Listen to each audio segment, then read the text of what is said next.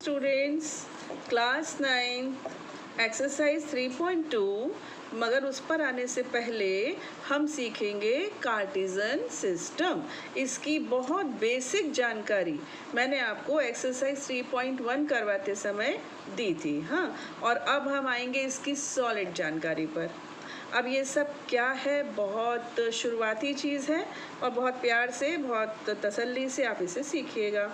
आप number line जानते हैं। नंबर लाइन कैसी होती है? ज़्यादातर क्या हमेशा ही हमने हॉरिजॉन्टल देखी है, यानी क्षैतिज रेखा के रूप में देखी है। अब यही नंबर लाइन अगर मैं वर्टिकल के रूप में देखूं, यानी ऊर्ध्वाधर खड़े होकर देखूं, तो यहाँ पे 0 1 2 3 4 5 पॉजिटिव, -1 -2 -3 -4 -5 नेगेटिव। ऐसे ये तो हॉरिजॉन्टल है ही, ये वर्टिकल नंबर लाइन है, ये हॉरिजॉन्टल नंबर लाइन है। ओके, अब इन दोनों नंबर लाइन को यानी संख्या रेखा को मैं एक दूसरे के ऊपर लंबवत खड़ा कर दूं, यानी कि 90 डिग्री का कोण बनाते हुए। और एक चीज़ का मैं जो ध्यान रखूं वो ये कि ये जो ओरिजिन है, यानी कि दोनों का ज़ीरो है, वो दोनों का ज़ीरो इंटरसेक्ट करे। मतलब इस लाइन का 0 और इस लाइन का 0, ये इस 0 पर इंटरसेक्ट करे। इस चीज़ का मैं ध्यान रखूं तो बन गया मेरा कार्टेशियन प्लेन। ठीक है, और यहाँ से शुरू हो रहा है कार्टेशियन सिस्टम। अगर हम दो संख्या रेखाओं को परस्पर लंबवत बनाएं और वो भी 0 पर, हाँ, तो इस तरीके से जो हमारा समतल होता है ना, समझो ये मेरे रजिस्टर का पेज है, इस समय ये मेरा समतल है यानी प्लेन है, तो इस प्लेन के हो जाते हैं 4 भाग। और ये जो लाइंस है ना, अब ये नंबर लाइन नहीं है, इनका एक नाम है। ये बन गई एक्स अक्ष, एक्स एक्सिस। ठीक है, इधर हम चूंकि निगेटिव आते हैं ना, तो इसको हम एक्स डैश कह देंगे, एक्स डैश। ये एक्स, ये एक्स डैश। यहाँ पॉजिटिव को बोल देंगे वाई, और ये कहलाने लगेगा वाई डैश। क्लियर? अब ये जो प्लेन है ना, इसके 3 नाम हैं। मतलब इन 3 में से कुछ भी बोलेंगे ना, तो आप समझ जाना कि हम इसकी बात कर रहे हैं। पहला नाम है कार्टेशियन प्लेन, फिर हम इसको कोऑर्डिनेट प्लेन भी कहते हैं, और इसको हम एक्स वाई प्लेन भी कहते हैं। ठीक है, हिंदी वाले देख लें, कार्तीय तल, निर्देशांक तल या फिर एक्स वाई तल, ये तीनों इसी के नाम हैं। ठीक है, कंफ्यूज नहीं होना। इंग्लिश वाले एक चीज़ और सीख लें, अगर एक अक्ष की बात होती है, केवल एक्स अक्ष की, तो स्पेलिंग होती है IS, एक्सिस। मैंने यहाँ लिख के रखा है कि कुछ भी मुझसे छूट ना जाए। तो एक लाइन की बात होती है, यानी सिंगुलर, तो एक्सिस, और एक से ज़्यादा हो जाए तो एक्सिस। ठीक है, ई आ जाता है, ये ध्यान रखना, ये axis single, axis more than one. अब आती है अगली चीज़। एक चीज़ ये भी कि ये जो इनका सेंटर पॉइंट है, इंटरसेक्शन पॉइंट, कटान बिंदु, इसको कहते हैं ओरिजिन। इंग्लिश में कहते हैं ओरिजिन और हिंदी में कहते हैं मूल बिंदु। ओरिजिन या मूल बिंदु, ये आधा और 1 नंबर में फिल इन द ब्लैंक्स में आ जाता है। अब ये जो बेटा 4 हिस्से हुए, 4 हिस्से यानी क्या, चौथाई। पूरा जो प्लेन था उसको 4 हिस्सों में बांट दिया, एक हिस्सा 1/4, है ना, 1/4, 1/4, 1/4, 1/4, मतलब 1/4 प्लस 1/4 प्लस 1/4 प्लस 1/4, 4/4, 1 आपको प्लेन आपका वापस। मतलब ये 4 हिस्से हो गए और हर हिस्सा 1/4 हिस्सा है। तो चौथाई हिस्से को हिंदी में कहते हैं क्वार्टर, है ना। क्वार्टर, एक साल में कितने क्वार्टर होते हैं? क्वार्टरली, मतलब 4 हिस्से जब हम कर देते हैं किसी चीज़ के, तो वो क्वार्टर कहलाने लगता है। और उसी से मिला है ये शब्द क्वाड्रेंट, क्वाड्रेंट। ठीक है, और हिंदी में कहते हैं चतुर्थांश, चौथा हिस्सा। तो हिंदी तो बहुत स्पष्ट है, चतुर्थांश यानी चौथा हिस्सा, और इंग्लिश में कह देते हैं क्वाड्रेंट। क्लियर? अब देखो, इधर x पॉजिटिव और इधर y पॉजिटिव, दोनों पॉजिटिव, ये होता है हमारा फर्स्ट। इसको याद रखना, फर्स्ट में दोनों पॉजिटिव, x भी पॉजिटिव और y भी पॉजिटिव, ये फर्स्ट है, ये पक्की बात है। इसके बाद बेटा चलना है आपको एंटी क्लॉकवाइज, यानी इस घड़ी की सुइयां इस दिशा में चलती हैं, आपको उसके उल्टा चलना है। उल्टा यानी एंटी, किसी के विरोध में जाते हैं तो एंटी हो जाते हैं हम, तो हम यहाँ एंटी क्लॉकवाइज चलेंगे। तो पहला समझ में आ गया। अब इधर आएगा ना, ये दूसरा है, ऐसे नहीं चलना, कभी भी गलत हो जाएगा। पहला, दूसरा, ठीक है, तीसरा, चौथा। तो पहले और तीसरे को तो फर्क नहीं पड़ेगा, लेकिन दूसरा और चौथा आपको डुबो देगा, इसीलिए डायरेक्शन ध्यान रखना। First, second, third and fourth. First में दोनों पॉजिटिव, सेकंड में क्या बेटा बताओ, एक्स नेगेटिव लेकिन वाई पॉजिटिव, एक्स नेगेटिव लेकिन वाई पॉजिटिव, समझे? यहाँ पर आओ, दोनों नेगेटिव, देखो ना, एक्स भी नेगेटिव वाई भी नेगेटिव।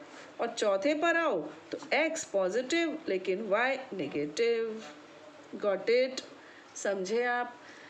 अच्छा, जो मैंने इसके पहले 3.1 में आपको समझाया वो एक तरह से हंसी खेल में कहानी किस्सों के साथ बताया था, है ना? उस हिसाब से मैंने आपको समझा दिया था कि किसी भी पॉइंट की, किसी भी ऑब्जेक्ट की कोई ना कोई पोजीशन होती है, और उस पोजीशन को हम एक पॉइंट मानकर ब्रैकेट में A, B ऐसे उसकी पोजीशन निर्धारित करते हैं। इसमें A क्या होता है, एक्स अक्ष पे आप कितना चले वो A होता है, वाई अक्ष पर आप कितना चले वो क्या होता है B, और A, B छोटे वाले ब्रैकेट में ये कहलाते हैं बिंदु के निर्देशांक। ठीक है, यानी कि हमारे घर का एड्रेस होता है ना, ऐसे ही बिंदु का एड्रेस है, तो या कह लो स्पॉट का नाम है कि वो कहाँ खड़ा हुआ है, तो ये निर्देशांक कहलाते हैं। आपको बात समझ में आ रही है? और अच्छा शब्द, मैथमेटिकल शब्द एक और बोलूँ ना, तो ये को ऑर्डर्ड पेयर, ये है ऑर्डर्ड पेयर, जिसमें पहला एलिमेंट एक्स अक्ष का है, दूसरा एलिमेंट वाई अक्ष से उस बिंदु की दूरी बताता है। ठीक है, तो वाई अक्ष का है, दूरी तो नहीं बताता, दूरी तो फिर दूसरी चीज़ हो गई, ए हो गया, छोड़ो, तो ए भी हो गया। ठीक है, यहाँ तक समझ में आ गया? चलिए पहले कुछ बिंदु हम देख लेते हैं, फिर आगे की एक चीज़ और रह गई है वो और बताएंगे, फिर हम सीधे अपने क्वेश्चंस पर आएंगे। समझो, मैंने एक पॉइंट यहाँ लिया, ठीक बेटा? अब देखो, ये एक्स पे कितना चले आप, 3, 1 2 3, एक्स पे चले 3, और फिर ऊपर चले कितना 1, तो यानी वाई अक्ष पे चले 1 और एक्स अक्ष पे चले 3, तो इस पॉइंट के निर्देशांक हो जाएंगे 3,1। ऐसे समझ लो, ये एक्स अक्ष पे चले 3 और वाई अक्ष पे चले 1, तो 3 1। अगर मैं 4 - 2 लूँ तो ये आ जाएगा 4 - 2, तो 4 यानी ये पॉजिटिव और -2 ये हो गया नेगेटिव। समझ में आ गया? अभी इतना काफ़ी है 3.2 के लिए, मुझे लगता है काफ़ी है। अब एक चीज़ और, ये जो मैंने आपको बताया कि कोई भी पॉइंट है उसके निर्देशांक है ए बी, है ना, और ए क्या है, एक्स अक्ष पे कितना चले, बी क्या है, वाई अक्ष पे कितना चले। अब इनका भी एक नाम है, वो आप याद कर लीजिए। ए को कहते हैं एब्सकिसा, कुछ लोग सी नहीं बोलते, एब्सिसा बोल देते हैं, तो एब्सिसा भी चलेगा, ये नाउन है, थोड़ा सा चेंज हम कर सकते हैं। एब्सकिसा, मेरी को आदत है एब्सकिसा बोलने की, कुछ लोग इसको एब्सिसा बोल देते हैं, तो ये एब्सकिसा कहलाता है। क्या कहलाता है? एक्स निर्देशांक को हम एब्सकिसा कहते हैं, और वाई निर्देशांक को हम ऑर्डिनेट कहते हैं। क्लियर? ऑर्डिनेट। अब हिंदी वाले बोलेंगे हमें भी बताओ, तो ये जो ए होता है ना, इसको कहते हैं भुज। भुज, अपनी भुजाओं को अपन फैलाते हैं ना क्षैतिज रेखा में, ये कहलाता है भुज। और जो वाई निर्देशांक होता है ये कहलाता है कोटि। क्लियर? भुज, कोटि, और इंग्लिश वाले बोलेंगे एब्सिसा, ऑर्डिनेट। और भुज और कोटि मिलकर जो पॉइंट बनाते हैं उसको कहते हैं coordinates of point. Coordinates of a point. तो ऑर्डिनेट यानी केवल वाई निर्देशांक, कोऑर्डिनेट यानी ये पूरे बिंदु के निर्देशांक, और एब्सकिसा यानी केवल एक्स वाला। अभी क्लियर हो गया? ये पॉइंट का भी मैंने पोस्टमार्टम कर दिया, आपको समझ में आ गया होगा।